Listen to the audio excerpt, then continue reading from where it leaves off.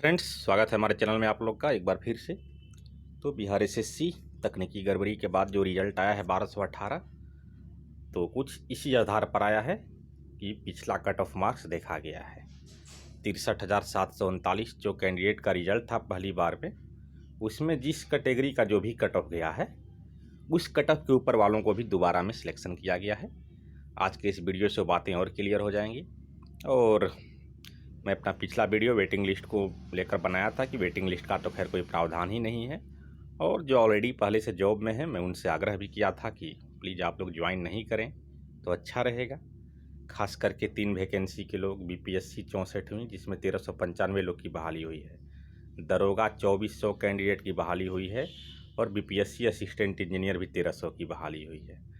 समझ लीजिए लगभग 5000 कैंडिडेट, जो इसमें से ज़रूर 1000 बिहार एसएससी में अच्छे नंबर लाने वाले होंगे, क्योंकि वो तो जॉब आपका पक्का हो ही गया है। यहाँ बिहार एसएससी में काउंसलिंग कराने से कोई फ़ायदा नहीं है। अगर काउंसलिंग आप लोग कराते हैं तो नीचे से 1000 कैंडिडेट को आप लोग डिस्टर्ब करेंगे नौकरी मिलने से।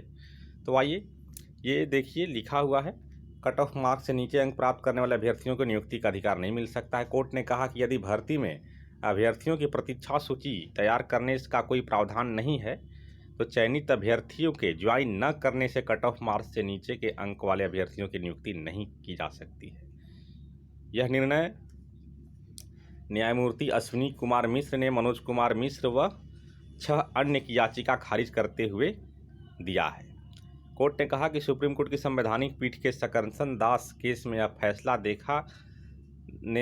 दे रखा है कि यदि वेटिंग लिस्ट बनाने का कोई प्रावधान नहीं है तो कट ऑफ मार्क्स से नीचे अंक पाने वाले अभ्यर्थियों की नियुक्ति पाने का कोई अधिकार नहीं बनता है, और नियुक्ति पाने के लिए दायर ऐसे अभ्यर्थियों की याचिका पोषणीय नहीं होगी।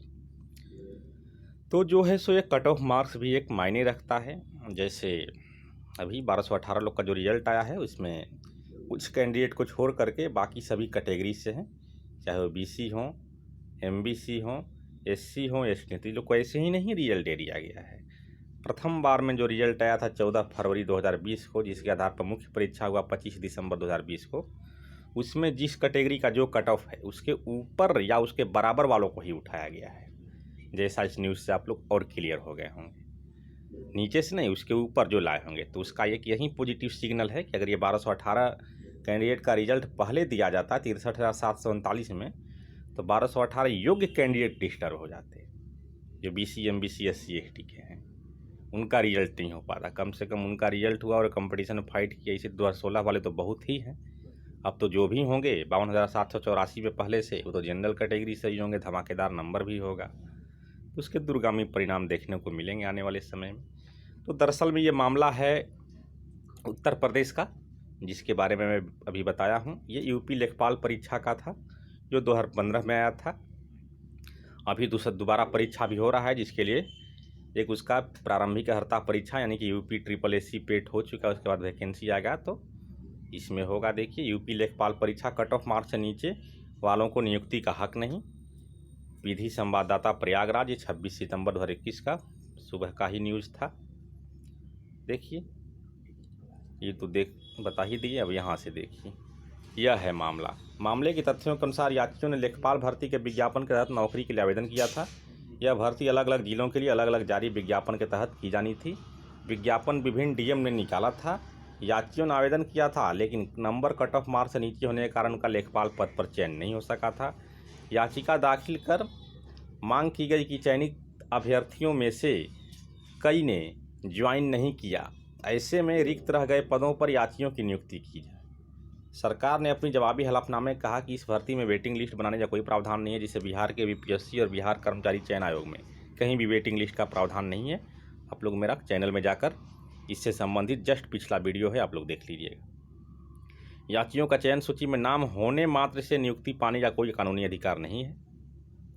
कोर्ट ने याचिका खारिज करते हुए कहा कि वैसे भी इस लेखपाल भर्ती को पूर्ण हुए 6 वर्ष बीत चुके हैं, साथ ही किसी स्पष्ट प्रावधान के अभाव में याचिका में चाही गई मांग पूरी नहीं की जा सकती है। तो वहीं है कट ऑफ मार्क्स जो फिक्स कर दिया जाता है, और 1218 कैंडिडेट में भी फिजिकल पोस्ट का जो विकल्प देंगे फॉरेस्ट गार्ड का, तो उनका कट ऑफ पहले वाला के कट ऑफ से मैच किया जाएगा।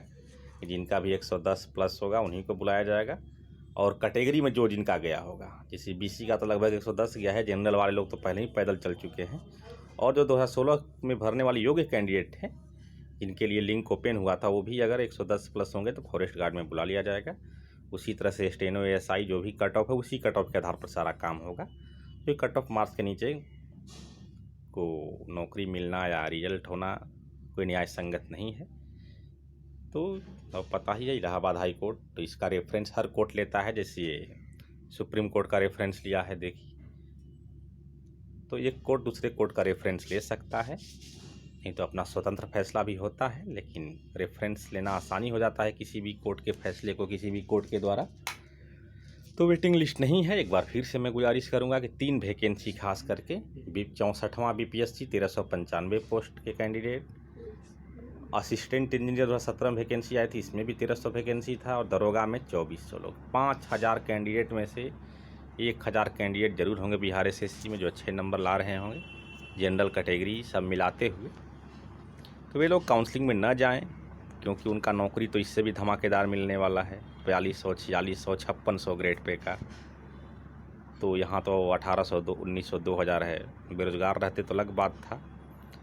तो प्लीज़ आप लोग काउंसलिंग में ही नहीं जाइएगा। अगर काउंसलिंग में आप लोग जाएंगे तो मेरिट आप लोग का बन जाएगा, नौकरी आप लोग ज्वाइन कीजिएगा नहीं। तो इसलिए, और इस वैकेंसी में बहुत सारी पेंच हैं। बाकी दरोगा, BPSC, असिस्टेंट इंजीनियर और 64वां BPSC में कोई लोचा ही नहीं, इसलिए आप लोग उधर ही रहिए। और इस वीडियो को ज़्यादा से ज़्यादा शेयर कर दीजिए। चैनल पर पहली बार हैं तो सब्सक्राइब भी कर दीजिए और लाइक कर दीजिए। धन्यवाद।